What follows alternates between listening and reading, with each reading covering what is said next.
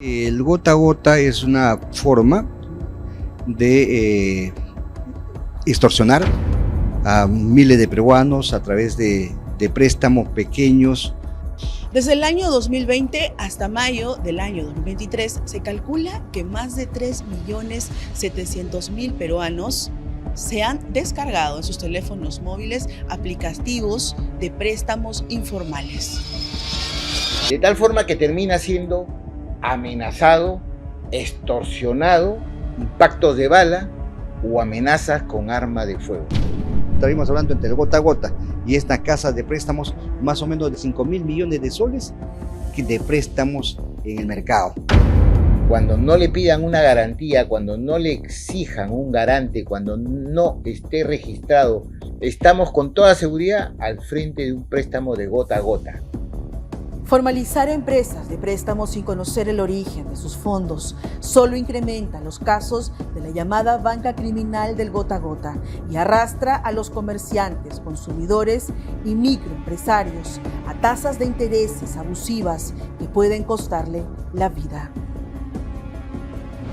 Hola, ¿cómo están? Soy Claudia Toro y esto es Dime la Verdad en CTV Perú. Un abrazo grande para todos los que nos ven en todas las regiones a lo largo y ancho del país, sobre todo nuestra región del sur. Un abrazo fuerte para Cusco, Arequipa, que nos han enviado muchísimos saludos y sobre todo frases en quechua que quieren que repitamos insistentemente, y yo con todo el amor lo vamos a hacer a lo largo del programa y durante esta semana, porque estamos en campaña también para hablar de todo lo que ha acontecido con respecto a la Junta Nacional de Justicia y a todas estas mentiras y difamaciones que han seguido insistiendo en el Congreso de la República. Vamos a hablar de los nuevos partidos y los nuevos rostros impulsados, por supuesto, por los grupos cuestionados, denunciados y hoy procesados, como los que impulsa Gustavo Gorriti. Pero también vamos a hablar de una persona muy peligrosa. La semana pasada habíamos denunciado en exclusiva la captura del terrorista iraní, que está ya en manos de la justicia y que se evitó gracias a un despliegue increíble, muy bien ejecutado, impecable, del sector de Dircote que dirige el coronel Mazán Guamán. Y precisamente se evitó el asesinato de este joven israelí inocente en Cusco, que es un empresario de turismo muy joven. Tiene aproximadamente 34 años de edad, pero sobre él pesaba un aniquilamiento selectivo de esta fuerza Quds, que es una fuerza iraní terrorista internacional muy peligrosa y que opera en nuestro país, por supuesto, con sus aliados socialistas, con abogados y con fuerzas también que han construido un aparato de sicarios a sueldo, que son los que se ha capturado a 2 de ellos y uno todavía estaba prófugo de la justicia. Pero ¿qué ha pasado?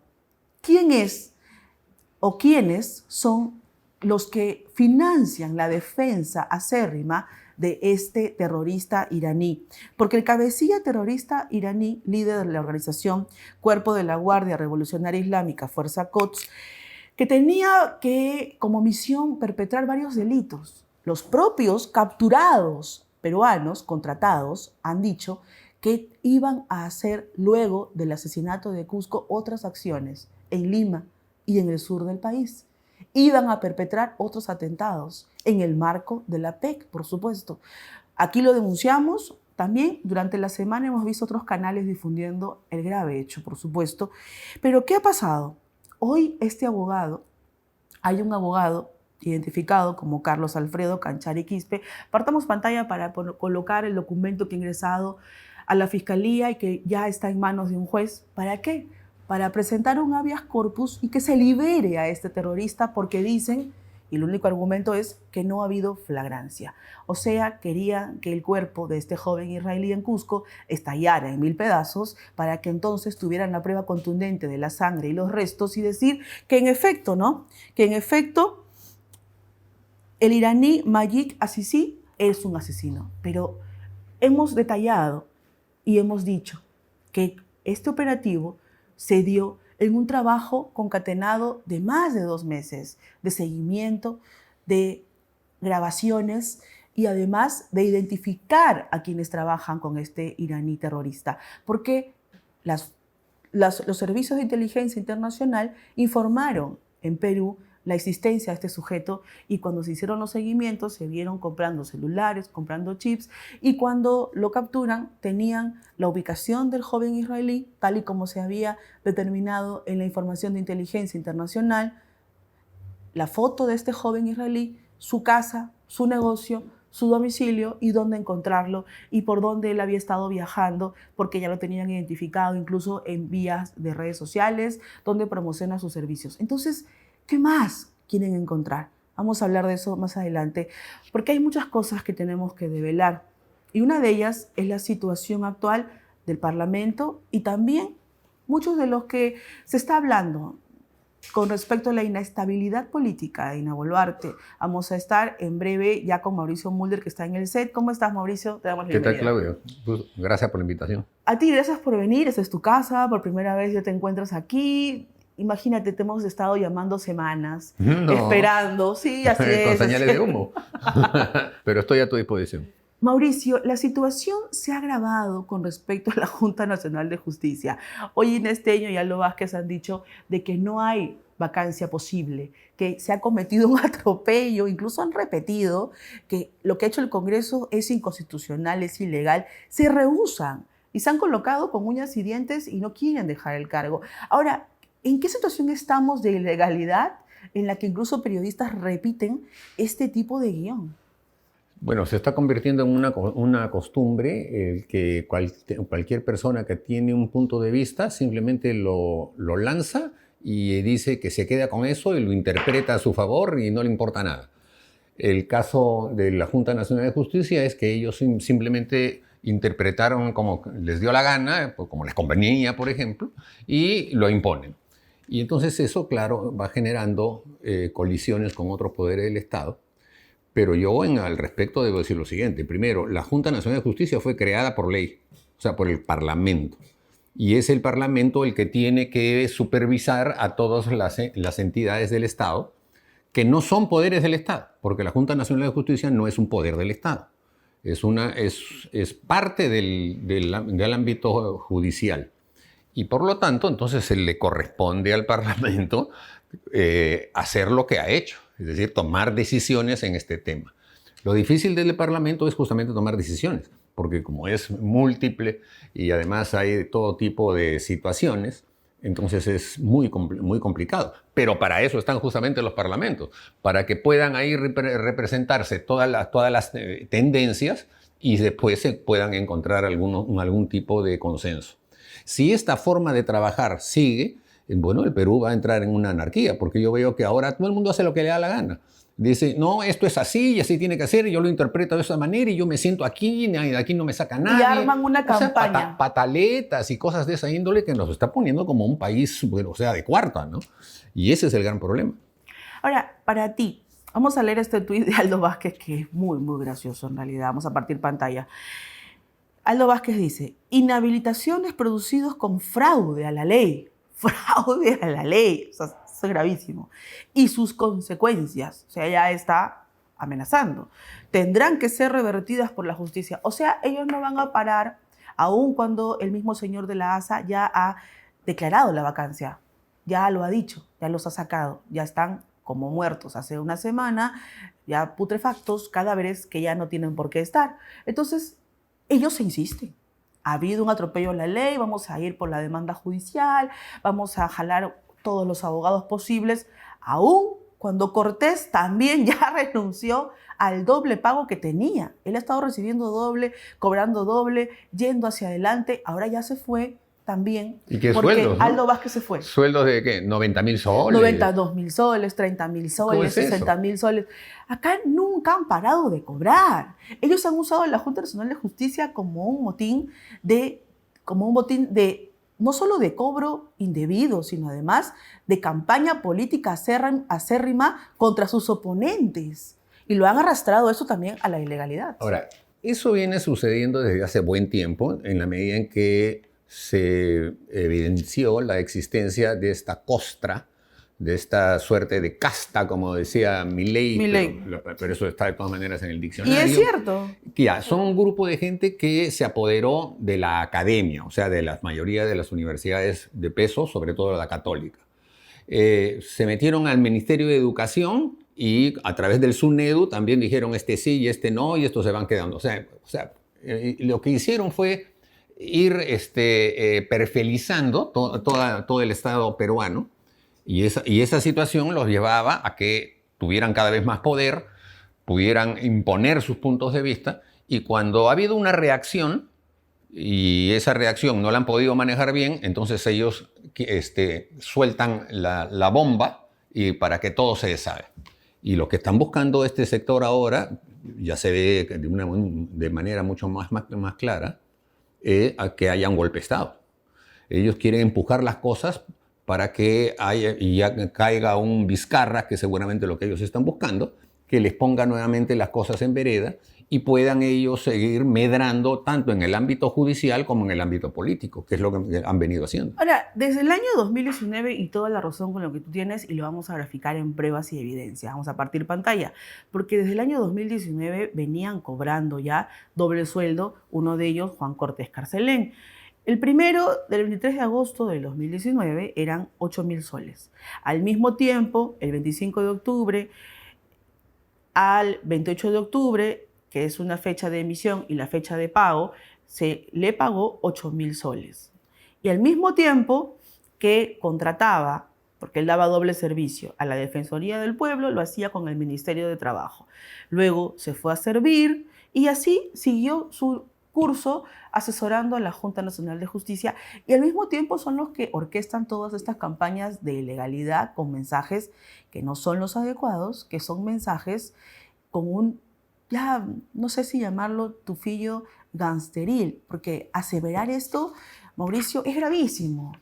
Aseverar temas y engañar a la ciudadanía, y manipular, y mentir, y armar toda una estructura de medios. Vamos a escuchar esta partecita, porque esto es grave en realidad. También lo hemos escuchado en Crimen Imperfecto, que sale todos los sábados a las 8 de la noche aquí en CTV Perú, con Lucho Pacheco y Lucho Francia. Y ellos ponían en coro este caso que es grave, ¿no? Hay una reportera que hoy ahora es conductora y ella le dice en su cara a Inés Tello lo siguiente: usted no aceptaría la decisión del Congreso de inhabilitarla. Lo que el Congreso ha dicho es que usted está mayor, está vieja. Usted es miembro de la JNJ, o sea, le coloca a ella la frase que ella debe repetir, ¿no? Como un titular ya establecido. Uh-huh. Y ha dicho algo grave, que el Congreso ha señalado que la señora está vieja, y eso no tiene nada que ver. Uh-huh. Nada que ver. Entonces aquí lo que se demuestra, vamos a ver el video en un ratito, es que hay un diseño de campaña, porque a nadie se le ocurre hacer esto de manera espontánea. Perdóname, pero esto no es gratis. No, claro, pero lo que está ocurriendo es que lo que viene a ser el cogollo de estas cosas, que es el IDL, porque de ahí es donde salen todas las ideas para después repartirlas a los... Increíble. Y para entonces, dinamitar. A partir de ahí, ellos tenían el control total del Ministerio Público. Y eso ha quedado puesto en evidencia cuando salieron las palabras del señor Villanueva, que se las están tratando de guardar y que ya se vayan olvidando, etcétera, porque ahí es donde quedaba claro cómo manejaban ellos el país, no solamente el Ministerio Público, el Poder Judicial, la prensa, todo. Y ese es el tema de fondo. Si vamos a ir a un proceso electoral en los próximos 2 años con un poder oculto como ese, pues aquí no va a haber democracia de ninguna manera. Pues vamos a terminar ahí como sí. cualquier país. Y yo te quiero preguntar como ex parlamentario. La señora después ha dicho lo siguiente, vamos a escucharla. Usted adelantaba que no aceptaría la decisión del Congreso en respecto de inhabilitarla. Básicamente lo que señala el Congreso con esta decisión que ha tomado por 67 votos a favor es que usted está mayor, está vieja, es lo que han dicho puntualmente y en criollo. Ella dice, ¿no? Vamos a repetir su frase exacta. La resolución legislativa del Congreso dispone mi inhabilitación, pero no mi destitución. Como no he sido destituida de la Junta Nacional de Justicia, mi cargo como integrante de este órgano constitucional autónomo no ha quedado vacante. O sea, según la lógica de esta gente, han creado una teoría elefantiásica, un universo paralelo, en la que ella puede continuar en su cargo. Ah, ojo, he sido inhabilitada, pero para después, ¿no? vamos a congelar, yo quisiera vamos a ver paralizar ese universo, lo que yo soy inhabilitada para después, pero ahorita no, vacada no, puedo continuar dirigiendo el destino del Ministerio Público, de los fiscales, de los jueces, de la RENIEC, de la OMPE. No, y Eso además quieren, pues. se están arrogando incluso su propia capacidad de ver cómo es que van desarrollándose los casos. Y entonces, cuando en un caso como ese, en donde tiene que haber alguien que dirima, el que dirima no debe ser la persona, tiene que ser un tercero. Y ese tercero debe estar imbuido del poder que le corresponde en la Constitución. Tú eres la Junta Nacional de Justicia, ahí no dice de que ustedes pueden interpretar sus propias resoluciones. Y en cambio sí dice que el Parlamento es el poder del Estado que representa a la población y que por tanto tiene los poderes de corregir cualquier tipo de desavenencia constitucional que pueda haber. Ahora, la señora, como tú bien dices, continúa un guión y sigue diciendo que como no ha sido vacada, ella va a sentarse allí en su trono, ya sacó sus cosas, pero eso ya es un va a seguir. infantilismo, ya eso no es propio de una persona que vive en un país republicano, ya pues, o sea, es una pataleta, las cosas no pueden llegar a ese punto. ¿Cuál es el riesgo grave que ellos sienten y tienen? Porque es obvio y ha quedado ya en evidencia la opinión pública ante la mirada del país, que antes no lo creía. Tú sabes bien, Mauricio, ha habido toda una campaña de información para que se enteren cómo operan, cómo perpetran las cosas, cómo se organizaron hace ya 20 años y un poco más. Pero aquí, en este momento, right now, lo que se ve es que están a punto de perder algo más grande. Están a punto de perder los casos más emblemáticos por los que ellos han luchado muchísimo. Uh-huh.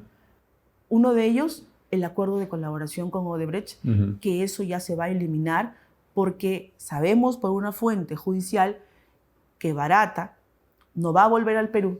Uh-huh. Barata ya va a ser prácticamente eliminados los beneficios que tenía en el acuerdo de colaboración y que ya se está entregando al otro bando, ¿no? Ya usó muchísimo a Irele, a los Caviares, a Gustavo Gorriti, a todo este grupo que ha politizado la justicia en su beneficio y ahora va por el otro grupo, ¿no? Se está relacionando más a Fuerza Popular. Pero hay que tomar en cuenta que en Brasil todos los que cometieron los delitos ahora están de ministros, de senadores. Sí, validados, y Lula es el presidente de Brasil. Así o sea, es. que ellos ya mataron todo el tema. En Brasil ya fue todo. Ya se murió todo. Y aquí en Perú puede ocurrir lo mismo. Y va a ocurrir, dado a que aun cuando eliminen el beneficio que se otorgó con el acuerdo de colaboración eficaz, que solo los benefició a ellos, y lo hemos repetido, lo hemos explicado más de una docena de veces, la gente ya lo sabe. Pero aquí el grave riesgo es que si ellos pierden por completo el control de la Fiscalía, como lo han venido haciendo, porque se ha puesto en evidencia muchísimas cosas. No solo el tema de los medios que los apoyaban a ellos, cobrando más de 20 millones y que por eso tú incluso, quiero preguntarte ese dato, porque tú has trabajado en el Diario de la República, hemos coincidido una época incluso, hemos sido colegas, sí. Tú trabajabas en el nada diario. Menos que en la República. En la República, imagínense, ¿no? ¿Quién lo podría creer? Pero yo era una joven inexperta, yo no sabía nada, cómo operaba esta gente, como cualquier joven que ha pasado por allí, ¿no? Son 2 años y medio, pero hemos coincidido y yo sé bien cómo tú estabas enterado del detalle de las cosas que no te parecían, porque en ese momento también tú ya estabas en el Congreso de la República. Todo lo que se ha venido diciendo, cuestionando a Gustavo Momé, y eso también tiene que ver, porque ahora sí están relacionados judicialmente. ¿Qué te deja a ti de esa época de Alejandro Toledo, entregándole a América Televisión? Hoy el mismo Chicho Momé cuestionado y denunciado por tráfico de influencias, por haberse reunido con Patricia Benavides, porque era para eso, para hablar de su caso. Como se unió también con Montesinos cuando todavía en no había caído. En la época de la guerra con Ecuador. Estuvo en la salita del zinc. Y él era un gerente comercial, él era encargado de vender publicidad. ¿Qué hacía el que vendía publicidad de un diario reunido con Vladimiro Montesinos? Cuando se le pregunta a Chicho Momé, él dice que fue para hablar de la guerra con Ecuador. Estaba preocupado. Esto de trasladarle dinero del Estado a los particulares de manera directa es viejo y eso se llama mermelada. Y la mermelada de lo que ha ocurrido en el país se sigue haciendo como si nada. Yo acabo de leer una noticia en el sentido de que la OMPE que va a comprar un terreno que es de la familia Miro Quesada, con lo cual le resuelven todos los problemas de broncas que tienen internos, porque creo que son algo así como 18 millones de dólares que están comprando para hacer una sede de una entidad pública que es la OMPE.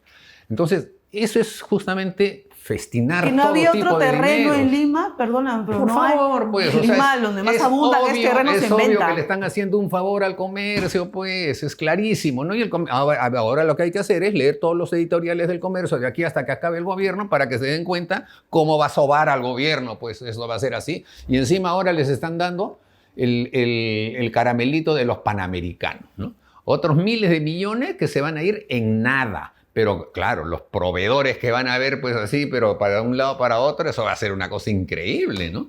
Como ocurrió justamente en los panamericanos anteriores, que nadie se acuerda de ellos. Y ahora están haciendo exactamente lo mismo.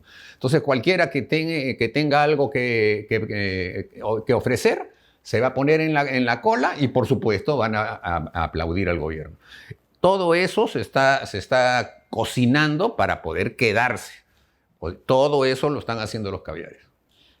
En algún momento, cuando se ha revelado también el testimonio de Jaime Villanueva, el asesor que pateó el tablero por completo y decidió hablar de muchos aspectos, de muchas cosas, de muchas personas con poder en este país, desmitificando también, ¿no? Desmitificando muchas cosas. Pero cuando se ha hablado incluso de cómo muere Alan García y cómo es que direccionaban todo para destruir a dos partidos y para ellos colocarse en el poder, porque eso era el resultado, tenías como efecto de un plan. Era evidente. No me vas a decir que alguien planifica algo sin un objetivo. Así es. Eso es falso. Y como efecto final tuvimos que Vizcarra se mantuviera en el poder, que llegara a la presidencia, que Alan García desapareciera, que Fuerza Popular también desapareciera, y al margen de los colores políticos de las personas, sí hubo un plan de persecución. Para ti, lo que de Jaime Villanueva sobre Alan García ¿ha sido el duro más golpe que se pudo haber dado a un líder político? Por supuesto que sí.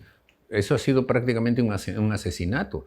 Y yo he estado muy cerca de Alan en las 3 o 4 semanas anteriores, desde el momento en el que yo mismo lo llevé a la Embajada del Uruguay, como él ya no soltaba la pistola. Decía, aquí o me matan o yo mato. Y la tenía ahí en su cajón, al lado de él, todo durmiendo. el tiempo con esa pistola. Dormía y con nosotros le decíamos acá, pero deja eso, ponle un costado, que no sé qué. Y él lo máximo que hacía se lo guardaba en el saco. Y él evidentemente sabía de que estaban contra él, pues, porque cuando le hacen la celada de traerlo para un tema que no tenía ninguna importancia y él llega a España, de España a las 5 de la mañana, en ese momento se da cuenta de que había caído ya en una trampa, porque ya no lo iban a dejar salir. Y el señor Sánchez Balbuena, que era el juez, había sacado ya una resolución para detenerlo.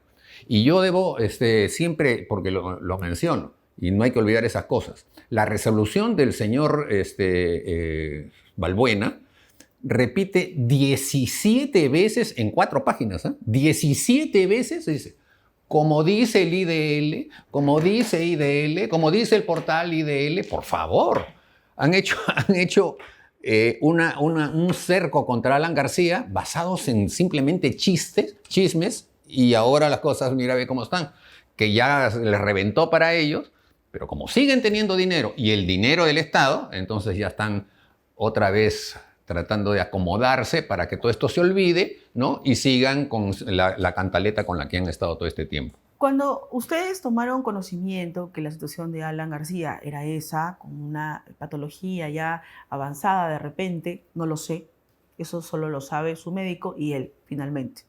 Pero ¿en algún momento pensaron que pudieron haber hecho mucho más para revertir esa situación ante lo inminente, como tú dices, que se venía con respecto a su detención preliminar, a su prisión preventiva? Porque eso ya era un plan demasiado avanzado. Estaba ya establecido. Establecido, sí. Cuando nosotros fuimos al Uruguay para hablar con el presidente Sanguinetti, los expresidentes, el mismo Mujica, etcétera, hablamos con todos ellos.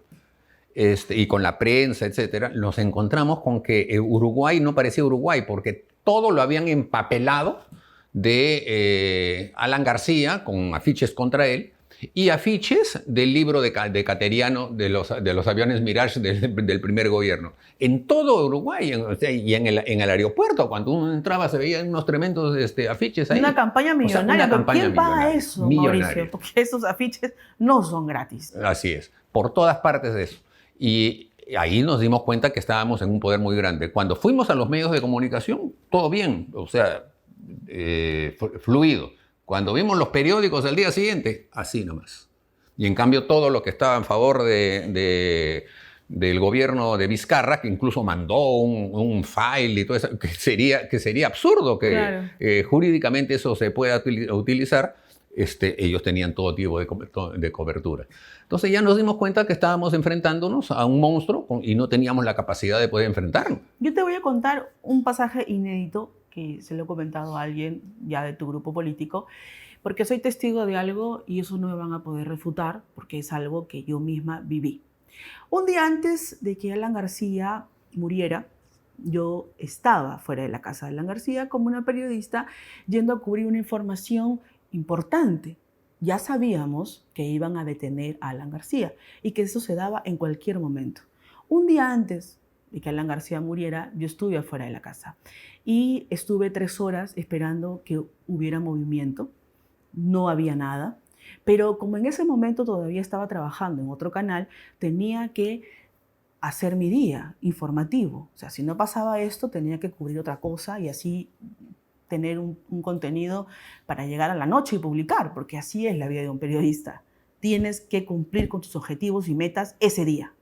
Entonces, llamo al asesor del exministro Morán y le pregunto: entendemos que hoy va a detenerse Alan García. Solamente quiero que me digas algo, es una fuente a la que un periodista puede acceder. ¿Va a haber movimiento o no? Para yo poder hacer mi trabajo en otra zona. Y me dijo: espérame 5 minutos que lo voy a consultar. Llama a su jefe, no lo sé, y me devuelve la llamada y me dice: negativo, hoy no, pero mañana sí. Atentos. ¿Cómo es que el asesor del ministro Morán, el asesor principal, sabía lo que estaba pasando judicialmente, cuándo se iba a detener a Alan García, cuándo se le iba a colocar el chaleco, la casaca de detenido, cuándo iban a acudir a la casa? Si ellos pertenecen a la parte política de un gobierno, el ministro del Interior está, por supuesto, subordinado, y estaba así subordinado al ex vacado por corrupto, entonces presidente del Perú, Martín Vizcarra. Y fue al día siguiente, por supuesto no avisaron a nadie. Fue a las 6 de la mañana y solo le pasaron la voz a la señora colombiana que sigue operando en el Perú, porque es una operadora política de muchos gobiernos, empezando por el corrupto Ollanta Humala. Y llegaron al extremo. Así como fue. Nosotros, así fue como pasó las cosas en las últimas 14 horas en esta historia. Cuando el Alan aterriza en Lima, hay una conversación así rápida por teléfono, nada más de lo que iba a hacer durante el día. Y allí fue que el abogado de Alan dijo: tenemos una información que no está confirmada, pero que probablemente ya saquen la detención, ¿no? Y entonces, en algún momento, no sé si yo u otro declaramos sobre ese tema, ¿no? Y resulta que después la respuesta del señor Pérez Gómez es que ¿cómo se enteraron?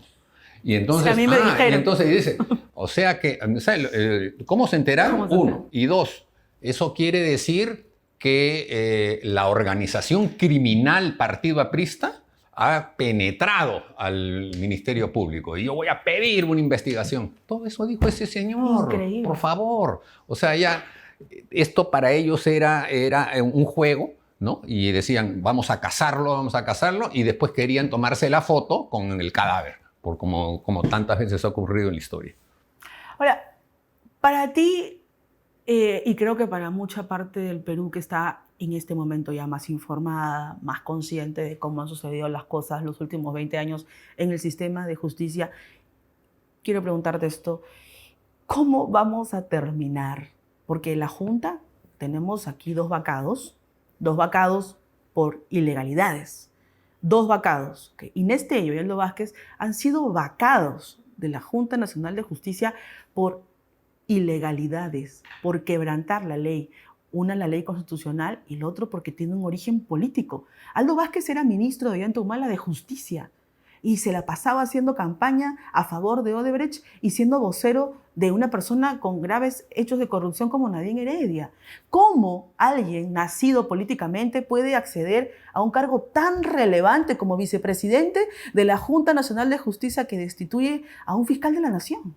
Bueno, aquí va a haber varios días de puro, digamos, cantinflanquismo, podríamos decir, no sé, porque todo va a ser que cada uno se va a interpretar a sí mismo y va a decir, no, sí, yo he leído el código, yo me quedo acá, ¿no? El Parlamento, que está muy desprestigiado, y es muy fácil hacer campañas contra el Parlamento, porque además casi todos los que están ahí son unos trujimanes, o sea, no sirven para nada, han entrado a la vida política solamente para levantarse plata. O sea, lo peor que puede haber, y es muy claro, y eso les conviene bastante a los caviares.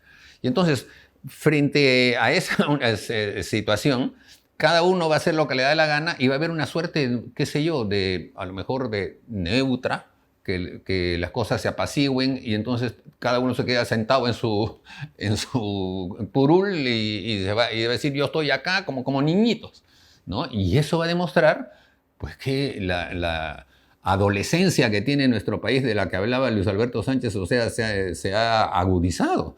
No tenemos madurez en el Perú.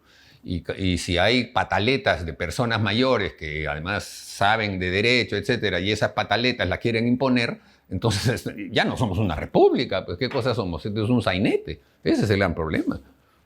La pregunta también con respecto a lo que se viene políticamente. El desgobierno y muchos visos de incapacidad hacen difícil la sostenibilidad de Dina Boluarte en Palacio de Gobierno.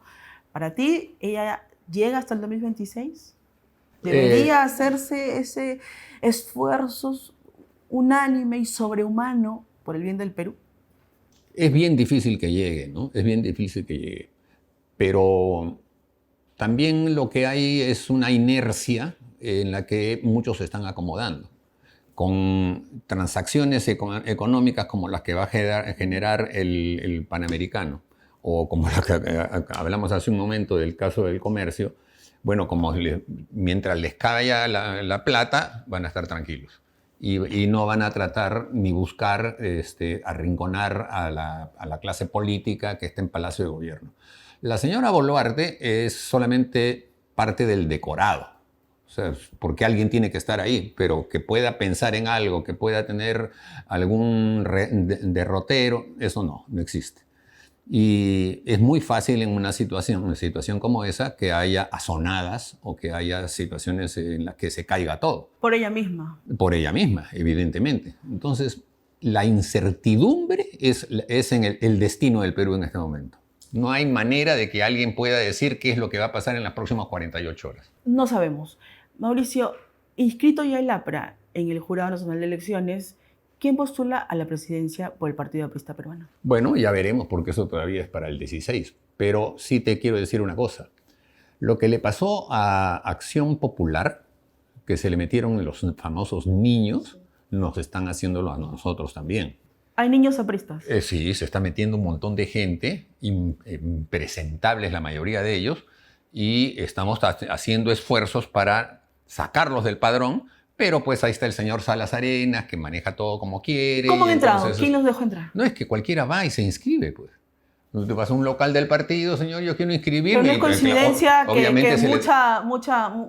mucha hierba mala ingrese, ¿no? Pero a tu bueno, casa, pues, ¿no? pero así es, pues. O sea, vino un Vientos eso, ¿no? Paracas. ¿Qué hay pasó? gente de mucho dinero. No sé cómo ha ingresado tanta lo que gente.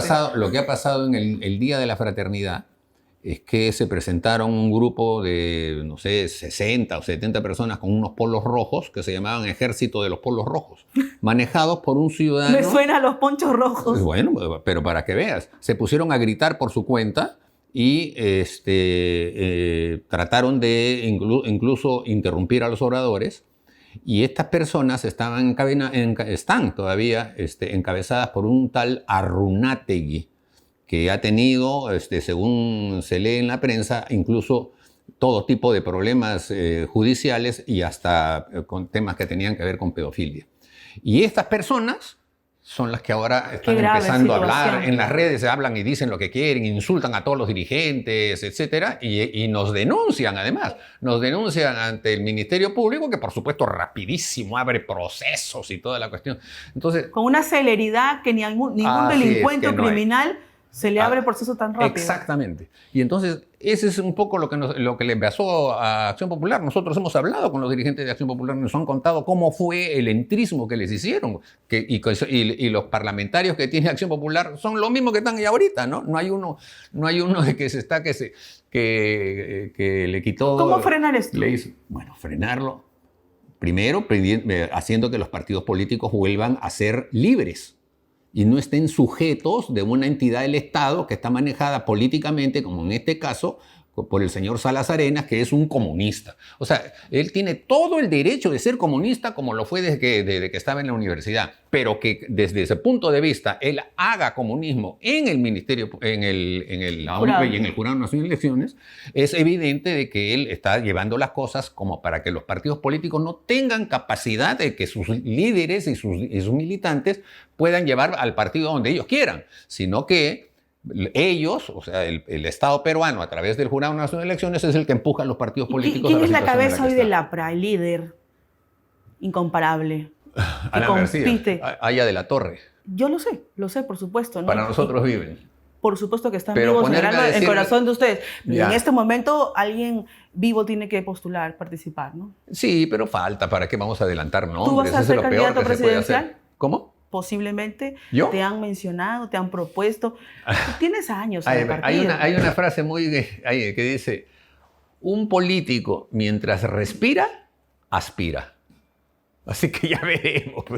Pero a estas alturas decir, yo soy candidato, será para que vienen con la guadaña y vuelas. No, las cosas hay que hacerlas de manera gradual, para trabajarlas. El Perú no está ahorita para candidatos. Todavía tenemos que poner orden en todo lo que es la vida política. Para terminar su entrevista, Mauricio, ¿tú crees que si no tienen un candidato, crees más en la propuesta de unión de partidos constituidos, inscritos y más institucionalizados para tener a 3 candidatos en las próximas elecciones presidenciales y no a 25?